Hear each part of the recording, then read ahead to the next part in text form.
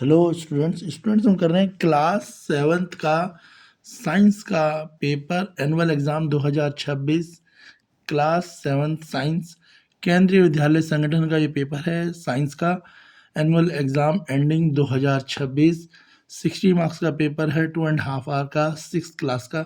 चलिए स्टार्ट करते हैं क्वेश्चंस।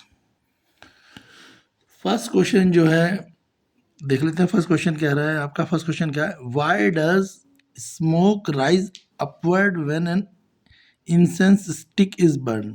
अगर हम कोई अगरबत्ती को जलाए तो जो स्मोक होती है, जो धुआं होता है, वो ऊपर को क्यों जाता है। तो बेटा आपको ये बात तो पता ही होगी, जो भी हॉट एयर होती है या स्मोक होता है वो लाइटर होता है as compared to cold air से। यानी अगर आपने देखा होगा एसी हमेशा ऊपर लगाया जाता है खिड़कियों में, ताकि एसी की जो ठंडी हवा है वो नीचे को आए, क्योंकि ठंडी हवा हमेशा भारी होती है और जो गर्म हवा होती है, अगर कहीं देखा होगा आपने आग लगती हुई, तो जो आग की लपट होती है वो ऊपर ऊपर को जाती है, वो नीचे को नहीं आती है, क्योंकि जो गर्म हवा होती है हमेशा ठंडी होती है। तो उसी हिसाब से उन्होंने बोला है कि जो स्मोक है वो अपवर्ड क्यों जाती है। पूछा है ना क्वेश्चन में, why does smoke rise upward when increase stick in burn. तो उसका कारण यही है कि स्मोक जो होती है वो लाइटर होती है, ठीक है ना। तो इसके हिसाब से इसका आंसर बोला है पहला, it is a mixture of solid particle and cold gas, गलत है। दूसरा, the air around it cool down and become heavier, ये भी गलत है। Third, because hot air expand होती है because lighter and move upward. Option C correct answer है। क्वेश्चन फर्स्ट का आंसर होगा ऑप्शन सी। क्यों? क्योंकि हॉट एयर जो होती है एक्सपैंड भी होती है और लाइटर होती है, इसलिए वो अपवर्ड जाती है। तो फर्स्ट क्वेश्चन का आंसर होगा ऑप्शन सी। नेक्स्ट क्वेश्चन है आपका, which process of heat transfer is primarily responsible for sea breeze phenomena during the day time.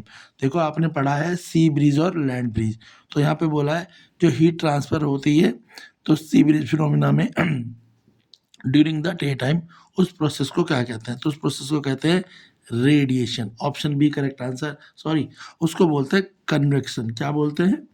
Convection. Option C correct answer है, ठीक है। तो कन्वेक्शन के कारण जो कन्वेक्शन आंसर है। क्लियर हो गया आपको।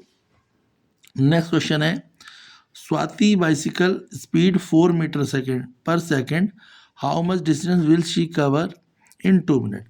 तो जो स्वाति है उसकी बाइसिकल 1 मिनट में कितना चलती है, Swati bicycle speed is 4 metre per second, 1 second में चलती है 4 मीटर। तो बोला है 2 मिनट में कितनी चलेगी। तो बड़ा आसानी से क्वेश्चन हो जाएगा।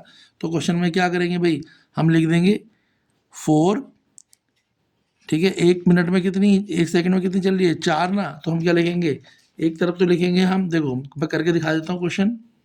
तो देखो हम क्या करेंगे, बोला है जो उसकी स्पीड है 1 सेकेंड में कितनी है 4, कितने टाइम बोला है 2 मिनट, और 1 मिनट में कितने सेकंड होते हैं 60 सेकंड। तो 4 की स्पीड है, कितनी देर चलेगी 2 मिनट, और 1 मिनट में कितने सेकंड 60। तो 4 की 2 से मल्टीप्लाई करेंगे 8, और 8 की करेंगे 60 से। तो 8 60 जा 480, तो 480 मीटर इसका आंसर आ जाएगा। पता लग गया। जितना भी देर का, जैसे 4 देर का तो 4 लिख देंगे, 6 देर का तो 6, ठीक है। उसके बाद जितना टाइम देर का और उसे सेकंड से कन्वर्ट कर देंगे। क्लियर हो गया बेटा, समझ आ गया। नेक्स्ट क्वेश्चन देख लेते हैं। तो क्लियर है बेटा, आंसर समझ आ गया आपको। इसका आंसर आ जाएगा 480 मीटर। ये समझ आया ना कैसे आएगा 480 मीटर, मैंने आपको करके दिखा दिया है। आगे देख लेते हैं आप। नेक्स्ट क्वेश्चन है आपका, अ train cover equal distance in equal interval of time. A train cover equal distance in equal interval of time along a straight track, it's motion describe. तो कोई भी ट्रेन अगर सीधा चलेगी और इक्वल इंटरवल चलेगी, जैसे सपोज करो 1 घंटे में वो 100 किलोमीटर चलती है, और फिर और 1 घंटे में 100 ही चलती है, फिर और 1 घंटे में 100 ही चलती है, यानी टाइम भी उसका फिक्स है और डिस्टेंस भी वो फिक्स चल रही है। दोनों चीज़ें फिक्स हैं, टाइम भी और डिस्टेंस भी। अगर दोनों चीज़ सेम है, यानी उतने ही टाइम में वो उतना ही डिस्टेंस कवर कर रही है, ना ज़्यादा कर रही है ना कम कर रही है, तो वो होगा यूनिफॉर्म लीनियर मोशन। लीनियर तो देखो दोनों है, ऊपर भी लीनियर है नीचे भी लीनियर। लीनियर का मतलब होता है सीधे चलना, ट्रेन सीधे ही चलती है। पर अगर नॉन यूनिफॉर्म होगा तो कभी वो 1 घंटे में ज़्यादा चलेगी, कभी उसी 1 घंटे में कम चलेगी। मगर यूनिफॉर्म लीनियर होगा तो वो हर घंटे में सेम डिस्टेंस कवर करेगी। क्वेश्चन फोर्थ का आंसर होगा ऑप्शन बी, क्योंकि इसमें बोला हुआ है क्या, ट्रेन कवर कर रही है equal distance in equal interval of time. जब दोनों चीज़ें इक्वल दिखेंगी तो यूनिफॉर्म लीनियर मोशन। अगर एक जगह लिखा होता unequal distance in equal interval of time तो फिर आप लिख दें नॉन यूनिफॉर्म लीनियर। तो इसलिए इसका आंसर ऑप्शन बी है क्वेश्चन 4 का। नेक्स्ट क्वेश्चन है क्वेश्चन 5 देख लेते हैं। क्वेश्चन 5 है आपका अ स्टूडेंट, नेक्स्ट क्वेश्चन है student chew a piece of a plain chapati for 60 seconds. Notice it began to taste sweet. Which of the following best explanation this chemical change? एक student है कोई, वो रोटी का टुकड़ा खा रहा है और बहुत देर तक उसने खाया है, यानी 60 सेकंड तक खाया और उसे ऐसा लगने लगा कि ये जो रोटी है थोड़ी सी मीठी है। उसे अब रोटी में क्या है, थोड़ा मिठास का टेस्ट आने लगा। तो बोला है कि क्या रीज़न है उसकी मिठास का टेस्ट आने का। तो देखो आपको पहली बात तो यही पता होनी चाहिए, जो रोटी होती है वो जनरली गेहूं से बनी होती है और गेहूं के अंदर होता है स्टार्च। तो जब हम उसे चबाते हैं, रोटी को जब हम चबाएंगे तो स्टार्च से वो शुगर में कन्वर्ट हो जाएगी। ये बात तो क्लियर हो गई। बस इसके अकॉर्डिंगली अब आप आंसर भी लगा लेंगे। तो इसमें पहला है टीथ है perform the mechanical digestion releasing natural sugar trapped in the wheat, गलत है। दूसरा saliva moisture food allowing the tongue to detect the sugar that were already present, और ये भी गलत है। B third saliva digest juice break down complex starch into simple sugar, बिल्कुल C, इसका सी आंसर होगा। क्योंकि जब हम खाने को चबाते हैं तो क्या होता है, फूड जो होता है उसमें से एक तो स्टार्च से शुगर में कन्वर्ट होता है और दूसरा फूड जो होता है वो कॉम्प्लेक्स से हमेशा सिंपल में कन्वर्ट हो जाता है। ऑप्शन सी इसका करेक्ट आंसर है। क्वेश्चन 5 का आंसर ऑप्शन सी। क्वेश्चन 5 का आंसर है ऑप्शन सी। क्वेश्चन 6 देख लेंगे। क्वेश्चन 6 है आपका फिंगर लाइक प्रोजेक्शन। क्वेश्चन में बोला हुआ है फिंगर लाइक प्रोजेक्शन, उसे हम विली कहते हैं। In the small intestine were damage as seen the condition celiac disease, एक बीमारी है। What would be the primary consequence for the body, अगर हमारी जो फिंगर लाइक प्रोजेक्शन है उसमें कोई प्रॉब्लम आ जाए तो हमें जनरली कौन सी बीमारी का हम सामना करते हैं। तो इसका आंसर है आपका the body would be unable to efficient absorb the nutrient into the blood stream. तो जो हम खाना खाएंगे वो जो खाना ब्रेक डाउन होकर जो उससे कुछ न्यूट्रिएंट मिलेंगे जो हमें ब्लड में डिजॉल्व होते हैं वो ब्लड में डिजॉल्व नहीं हो पाएंगे, तो हमारे को ब्लड से रिलेटेड या एनर्जी से रिलेटेड प्रॉब्लमें फेस करनी पड़ सकती हैं। तो आंसर ऑप्शन बी इसका आंसर होगा क्वेश्चन 6 का। नेक्स्ट है which part of the alimentary canal is the longest measuring near 6 metre.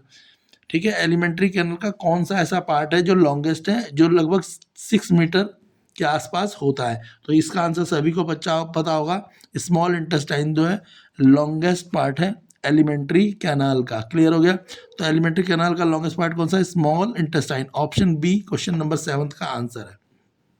Question 8 the tiny pore on the surface of the leave responsible for gases exchange are called. तो देखो हमें पता है जो leaves होते हैं, पत्ते जो होते हैं, उनके बैक साइड में छोटे छोटे पोर होते हैं, छोटे छोटे छेद होते हैं, जिनके कारण क्या होता है, प्लांट गैस का एक्सचेंज करता है। O2 से CO2 और का कन्वर्जन कर रहा होता है। O2 CO2 प्लांट क्या करता है, CO2 लेता है और O2 को देता है, और वो दोनों गैस एक्सचेंज जो होता है प्लांट के लीफ जो होते हैं, हर लीफ के बैक साइड में क्या होते हैं, छोटे छोटे छेद होते हैं, कोई देख लेना। तो उसका नाम क्या है, उसका नाम है स्टोमेटा। ऑप्शन डी इसका आंसर होगा। जाइलम और फ्लोएम, जाइलम का काम होता है वाटर और मिनरल को ट्रांसपोर्ट करना, फ्लोएम का काम होता है फूड बनाना।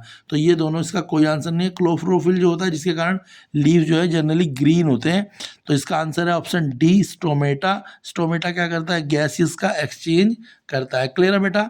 नेक्स्ट क्वेश्चन देख लेते हैं। Question number 9 when standing in a front of the plane mirror you notice that if you raise your left arms your image appear in the right arms, this phenomena is known as। देखो ये आपको पता भी होगा कि जब हम अपना लेफ्ट खड़ा करते हैं तो राइट हो जाता है, राइट को खड़ा करते हैं तो लेफ्ट होता है। जब भी हम प्लेन मिरर में करके देख लेना, घर पे अपने घर में जो शीशा लगा होगा ना ड्रेसिंग रूम वाला, उस शीशे में लेफ्ट खड़ा करोगे तो राइट दिख रहा होगा और राइट करोगे तो लेफ्ट कर रहा होगा। तो ऐसा क्यों होता है, तो उसे बोलते हैं लेटरल इन्वर्जन। ऑप्शन बी इसका आंसर है लेटरल इन्वर्जन। लेफ्ट में राइट दिखता है और राइट का लेफ्ट दिखता है। आंसर क्या होगा इसका, ऑप्शन बी। क्या होगा क्वेश्चन नंबर 9 का आंसर होगा option B lateral inversion. Clear है बेटा, क्वेश्चन समझ आ गया। इसका आंसर हो जाएगा लेटरल इन्वर्जन, क्वेश्चन नंबर 9 का। क्वेश्चन नंबर 10 देखेंगे। In which direction does the earth rotate when view from the above. जब हम अर्थ को ऊपर से देखेंगे तो अर्थ की कौन सी डायरेक्शन होती है? देखो, चाहे अर्थ को ऊपर से देखो चाहे अर्थ को नीचे से देखो, अर्थ की फिक्स डायरेक्शन होती है वेस्ट टू ईस्ट। ठीक है, तो यहाँ पर आंसर ये है west to east, anti clockwise से। आपका आंसर तो इसका ऑप्शन बी एंटी क्लॉकवाइज है, मगर आपको पेपर में वेस्ट टू ईस्ट देख लेना है, जहाँ पे वेस्ट टू ईस्ट लिखा हो वो करेक्ट होगा। क्लियर है? क्योंकि कई बार हम अलग अलग एंगल से देख के हमें कई बार चीज़ क्लॉकवाइज भी दिखती है। ठीक है, हम क्लॉकवाइज भी हो सकता था इसका आंसर, मगर यहाँ पर भी वेस्ट टू ईस्ट लिखना था, ईस्ट टू वेस्ट गलत है, इसलिए एंटी क्लॉकवाइज हो जाएगा, west to east correct answer. Option इसका बी होगा, west to east. Question number 10। Question number 11, on which day does the northern hemisphere experience the longest day of the year और summer solstice, यानी आप कह सकते हो गर्म, काफ़ी गर्मी होती है और सबसे बड़ा दिन कौन सा होता है? तो जो सबसे बड़ा दिन होता है पूरे साल का, उसे हम बोलते हैं 21 जून, 21 जून जो है सबसे बड़ा दिन होता है। और अगर सबसे छोटे दिन की बात करें तो 22 दिसंबर होता है। सब जो हमें समर सीजन में मिलता है सबसे बड़ा दिन वो 31 जून है। विंटर सीजन का सबसे छोटा दिन है 22 दिसंबर, और 25 दिसंबर के बाद क्या होते हैं, दिन बड़े होने शुरू हो जाते हैं। 25 दिसंबर से डेज बड़े होने शुरू हो जाते हैं, और ऐसे यहाँ पे उल्टा होना शुरू होता है। तो इसका आंसर ऑप्शन बी 21 जून। ठीक है, 21 जून को सबसे लॉन्गेस्ट डे बोलते हैं, अगर शॉर्टेस्ट डे बोलते हैं तो 22 दिसंबर होता है। क्लियर हो गया? क्वेश्चन नंबर 12 देख लेते हैं, असर्शन रीजन का है क्वेश्चन नंबर 12। असर्शन रीजन देख लेते हैं, असर्शन रीजन क्या है। असर्शन बोला है plant release oxygen during the day. True है, प्लांट दिन में ही अपना क्या करते हैं, ऑक्सीजन को रिलीज करते हैं, क्योंकि प्लांट को सनलाइट भी दिन में ही मिलती है। ठीक है ना। दूसरा, oxygen is produce of the photosynthesis. बिल्कुल, ऑक्सीजन जो है फोटोसिंथेसिस से प्रोड्यूस होती है, which occur in the presence of sunlight, और फोटोसिंथेसिस होने के लिए सनलाइट जरूरी है। तो इसका असर्शन भी ठीक है, रीजन भी ठीक है, असर्शन रीजन दोनों ठीक है, इसलिए ऑप्शन ए इसका करेक्ट होगा, क्योंकि एक्सप्लेनेशन भी ठीक है। क्वेश्चन 12 का आंसर ऑप्शन ए, असर्शन भी ठीक है और रीजन भी ठीक है। क्वेश्चन 13 देख लेते हैं। क्वेश्चन 13 है आपका, क्वेश्चन 13 देख लो बेटा। क्वेश्चन 13 क्या है आपका? क्वेश्चन 13 है fish use lungs to breathe in oxygen dissolve in the water. ये तो बात सही है कि जो वाटर में ऑक्सीजन होती है उसे फिश लेती है, ठीक है ना, मगर फिश के लंग्स नहीं होते, गिल्स होते हैं। तो यहाँ पे fish use gills to breathe lungs in oxygen dissolve in water होता तो करेक्ट होता। तो यहाँ पे लंग्स गलत लिखा है, गिल्स होना चाहिए, तो इसलिए असर्शन तो यही गलत है। Reason, gills are specialise structure richly supplied with the blood vessel for the gas exchange in water. Yes, जो गिल्स होते हैं वो कुछ स्पेशल स्ट्रक्चर होता है उनका, तो इसका रीजन जो है करेक्ट है, और असर्शन इसका जो आपका फॉल्स है। यानी क्वेश्चन जो 13 है इसका असर्शन गलत है, रीजन सही है, जिसके कारण इसका आंसर होगा ऑप्शन डी। ठीक है, assertion false, reason true, option D answer है क्वेश्चन 13 का। क्वेश्चन 14 देख लेते हैं असर्शन रीजन का ही। क्वेश्चन 14 है season occur due to the tilt of earth axis. जो सीजन है, जो सीजन चेंज होते रहते हैं, जैसे विंटर, समर, पता है ना, ठीक है, स्प्रिंग, ये जो सीजन है ये अर्थ एक्सिस के रोटेशन के कारण होते हैं, और इसका जो शेप होता है स्पेरिकल है। और रीजन है अर्थ डिस्टेंस जो होता है from sun to change significantly through the year causing the season significant throughout the year. तो इसमें जो आपका असर्शन है वो करेक्ट है, मगर रीज़न इसका फॉल्स है। सीज़न चेंज होने के पीछे यही रीज़न है कि अर्थ टिल्ट करती है, मगर जो डिस्टेंस है सन का वो चेंज नहीं होता, इसलिए इसका असर्शन सही है, रीज़न गलत है। ऑप्शन सी इसका करेक्ट आंसर होगा, assertion true, reason false. Clear है? नेक्स्ट देख लेते हैं सेक्शन बी। सेक्शन बी का question 15। Question 15, Pawan is going to neighbouring city in a bus moving a speed of 50 km per hour. If it take him 2 hours to reach that city, how far is the city? पवन जो है आपने बगल वाली city में गया, और जिस बस से गया उसकी स्पीड 50 किलोमीटर पर आवर थी, यानी 1 घंटे में 50 किलोमीटर डिस्टेंस चलती थी। तो बताओ 2 घंटे में वो अब उस सिटी में पहुंच गया, तो बताओ हाउ फार डिस्टेंस क्या होगा। तो आपको ये क्वेश्चन बड़ा आसानी से समझ आ जाएगा, अभी करके दिखाते हैं। क्वेश्चन सेकंड है Sahil place some piece of chapati in test tube A. Sahil ने एक टेस्ट ट्यूब में चपाती के कुछ टुकड़े रखे। Neha place chew the chapati in test tube B, और नेहा ने चपाती बी में रखे, बी में रखे, then at the few drop of iodine solution of their test tube, और उसने आयोडीन सॉल्यूशन डाला ए और बी में। What would be the observation, give reason. A और बी जब दोनों में डाला तो उन्होंने क्या देखा। चलिए क्वेश्चन नंबर 15 और 16 के सॉल्यूशन देख लेते हैं। क्वेश्चन नंबर 15 है, तो देखो जो सिटी है वो 100 किलोमीटर अवे है, ये क्वेश्चन में बोला हुआ है, ठीक है ना। तो आंसर कैसे होगा, देखो डिस्टेंस जो है क्या होगा, फॉर्मूला होता है डिस्टेंस बराबर स्पीड इनटू टाइम। तो जो बस चल रही है वो 50 किलोमीटर पर आवर चल रही है, और कितने घंटे चलेगी, 2 घंटे। तो 50 को 2 से मल्टीप्लाएंगे 100 किलोमीटर। तो डिस्टेंस का फॉर्मूला क्या होता है, स्पीड इनटू टाइम, और स्पीड पूछ लेता तो क्या होता है, डिस्टेंस अपॉन टाइम। अगर क्वेश्चन में स्पीड पूछेगा तो क्या करेंगे, distance upon time equal to speed. मगर अभी डिस्टेंस पूछा है तो distance formula speed into time. Question में आपको स्पीड दी थी बस की 50 किलोमीटर पर आवर, और टाइम दिया था 2 आवर्स। दोनों ही किलोमीटर पर आवर और आवर्स में था, कोई सेकंड में तो था नहीं। तो दोनों को मल्टीप्लाई करी 100 किलोमीटर पर आवर आ गया, आंसर आ गया। क्लियर है। तो टोटल आंसर क्या आएगा, 100 kilometre.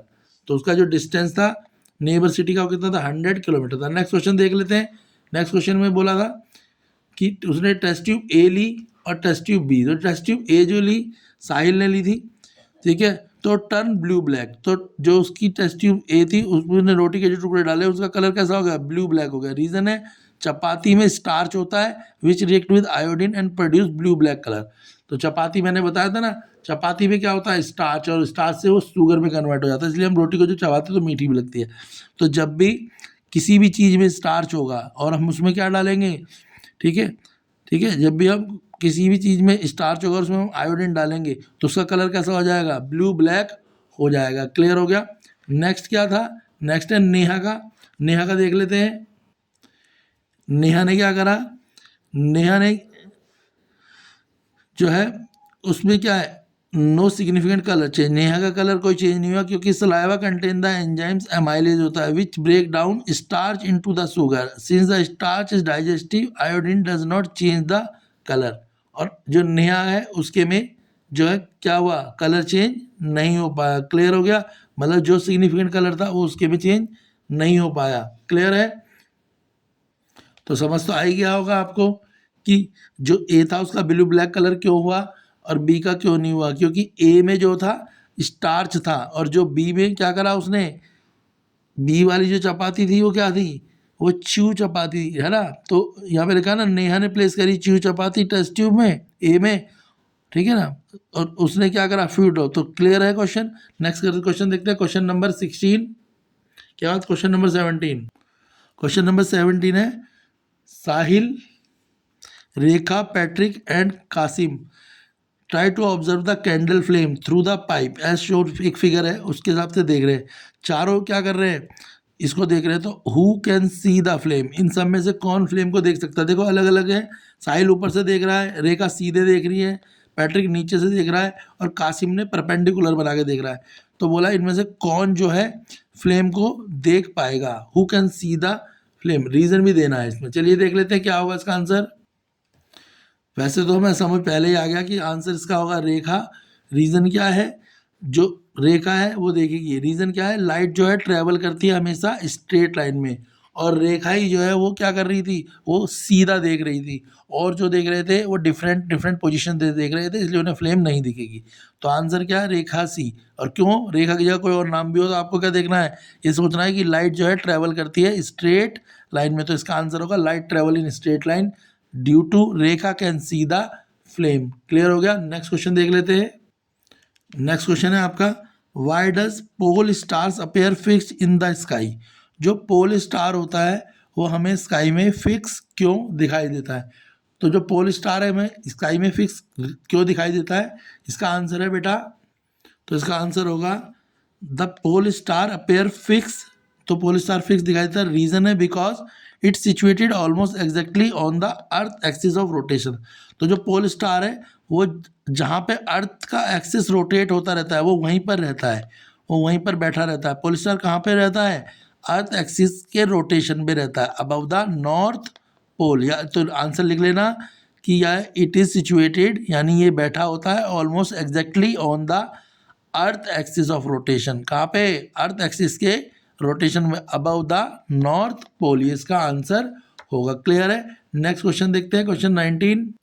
Section C question 19, what is the conduction, conduction क्या है, explain the process of heat transfer, explain the process of heat transfer in a metal strip during the conduction, conduction के द्वारा जो process है उसके बारे में बताना है। क्वेश्चन 20 है, Yadu conduct an experiment to test his idea, how took his test tube.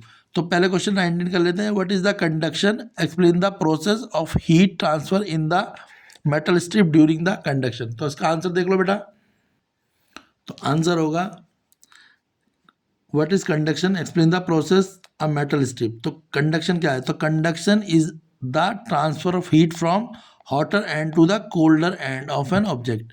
आपको हमेशा याद रहेगा कि हीट जो हमेशा ट्रांसफर होती है वो हॉटर जगह से कोल्डर जगह पे, यानी गर्म से ठंडे की तरफ जाती है। आपने देखा होगा, अगर आप किसी बर्तन में दाल बना रहे हैं, सब्जी बना रहे हैं, दूध उबाल रहे हैं, और वहाँ पर आप एक लोहे की खर्ची डाल के उसे हिलाते हैं, तो थोड़ी देर बाद वो करछी क्या होने लगती है, गर्म होने लगती है। जबकि गर्म क्या हो रहा था, दूध, मगर धीरे धीरे वो हीट ट्रांसफ़र होती है, आपके हाथ तक पहुँचने लगती है।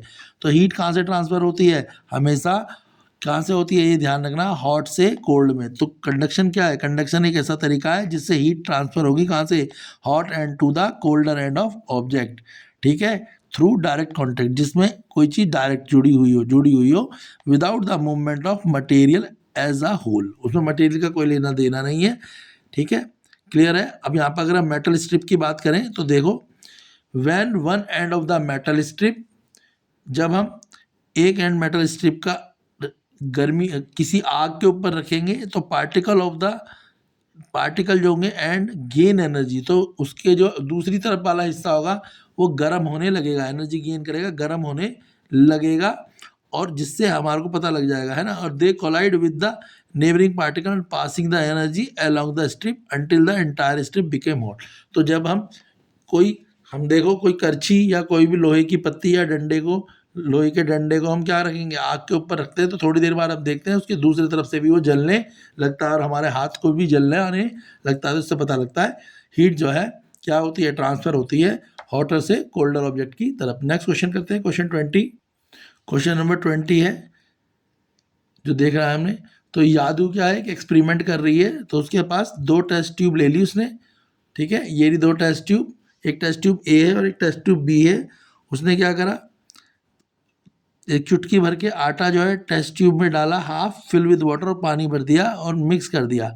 टेस्ट ट्यूब बी में उसने क्या करा, फ्यू ड्रॉप ऑफ सलाइवा, अपने सलाइवा डाला, और he left the 2 test tube in 35 to 40 minute, दोनों को 35 से 40 मिनट के लिए छोड़ दिया। आफ्टर दैट उसने दोनों ही टेस्ट ट्यूब में आयोडीन सॉल्यूशन को ऐड कर दिया, he added the iodine solution in both the test tube. अब क्या रिजल्ट आया है उस रिजल्ट को देखते हैं। ये जो टेस्ट ट्यूब है इस पर क्या रिजल्ट आया है उस रिजल्ट को देख लेते हैं इस एक्सपेरिमेंट के हिसाब से। चलिए तो आंसर देख लेते हैं इसका क्या आना चाहिए। तो देखो, जो एक्सपेरिमेंट करा था तो जो इफेक्ट आया वो क्या आया, टेस्ट ट्यूब ए में उसने, जो टेस्ट ट्यूब ए थी उसमें सिर्फ स्टार्च डाला गया था। क्या डाला था, स्टार्च डाला था। तो जब उसमें आयोडीन सॉल्यूशन डाला तो उसका कलर हो गया ब्लू ब्लैक, क्योंकि हमें पता है जब भी हम स्टार्च का टेस्ट करते हैं और अगर किसी भी चीज़ में स्टार्च है और जैसे ही उसमें हम आयोडीन सॉल्यूशन डालेंगे, आयोडीन टेंचर डालेंगे, तो उसका कलर हो जाएगा ब्लू ब्लैक। मगर जो टेस्ट ट्यूब बी थी, टेस्ट ट्यूब बी में क्या था, टेस्ट ट्यूब बी में उसने स्टार्च के साथ साथ सलाइवा भी डाल दिया, जिससे स्टार्च और सलाइवा दोनों मिक्स हो गए।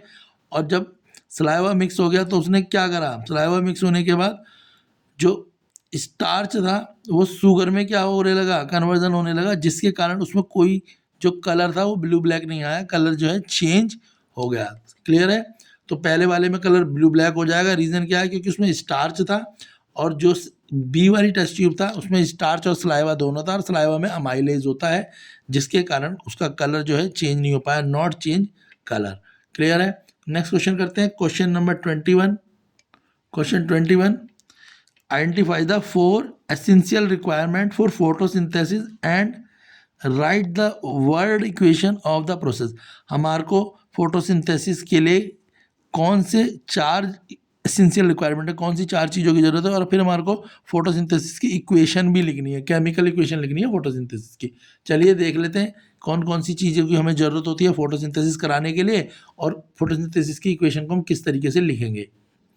तो 4 एसेंशियल रिक्वायरमेंट फॉर फोटोसिंथेसिस, तो फोटोसिंथेसिस के लिए हमें 4 चीज़ों की ज़रूरत होती है, जब भी फोटोसिंथेसिस हो पाएगा। 4 चीज़ें होनी जरूरी है। पहली है क्लोरोफिल, दूसरी है सनलाइट, तीसरी है कार्बन डाइऑक्साइड और चौथा है वाटर। या आप कह सकते हो these are the bio product of photosynthesis, यानी फोटोसिंथेसिस होने के लिए हमें ये 4 एलिमेंट या ये 4 चीज़ें चाहिए। कौन सी हैं वो? Chlorophyll, sunlight, carbon dioxide and water. और अगर हम इसकी क्या लिखेंगे, इक्वेशन लिखेंगे, तो हम कैसे लिखेंगे? Carbon dioxide plus water. Carbon dioxide के साथ पानी को मिक्स करेंगे, यानी कार्बन डाइऑक्साइड वाटर के साथ रिएक्ट करेगी। किसकी हेल्प में? With the help of sunlight और क्लोरोफिल, और बनाएगी क्या? ग्लूकोज और ऑक्सीजन। तो कार्बन डाइऑक्साइड और वाटर रिएक्ट होएगा, तो लिखेंगे carbon dioxide plus water gives, arrow लगाएंगे, ऊपर लिखेंगे सनलाइट, और फिर प्रोडक्ट आएगा इसका ग्लूकोज प्लस ऑक्सीजन। तो इस तरीके से लिखेंगे तो आपको पूरे 3 मार्क्स मिलेंगे, ठीक है।